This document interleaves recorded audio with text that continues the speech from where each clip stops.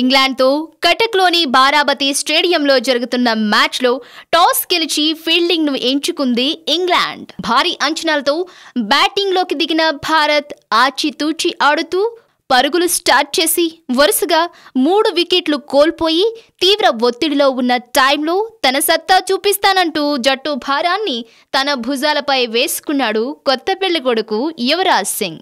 Dhawan out అయ్యాక క్రీజులోకి వచ్చిన ధోనీతో కలిసి నిలకడగా ఆడుతూ స్కోర్ బోర్డును ముందుకు కదిలించాడు. ధోనీ అండతో క్రీజులో ఉన్న యువీ బ్యాట్ను జలిపించడం మొదలుపెట్టాడు. చెత్త బంతులను బౌండరీలకు తరలిస్తూ స్కోర్ బోర్డును పెంచుతూ 4ల వర్షం కురిపిస్తూ 56 బంతుల్లో అర్ధశతకం పూర్తి చేశాడు.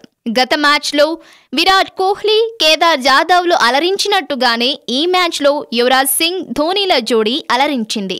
ఇక యువరాజ్ 98 బాల్స్లో శతకం సాధించాడు. 15 4లు, 1 6 కొట్టి శతకాన్ని సునాయాసంగా సాధించేశాడు. తన ఓడిఐలలో 14వ శతకం సాధించి అదరహో అనిపించాడు. ఇక యువీ సెంచరీ చేయగానే ట్విట్టర్లో ప్రశంసల జల్లు కురిపించారు అభిమానులు.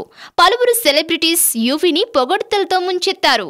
ధోనీ, యువరాజుల సారథ్యం బాగుందంటూ కొనియాడారు. ఓడిఐలలో ఇప్పటి వరకు బెస్ట్ స్కోర్గా ఉన్న 139 నెంబర్ను క్రాస్ చేయాలంటూ ఆకాంక్షించారు.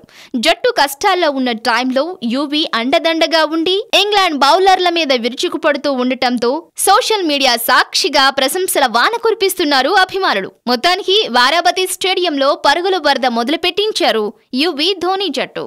Thanks for watching One India Telugu. For more details, please subscribe One India Telugu.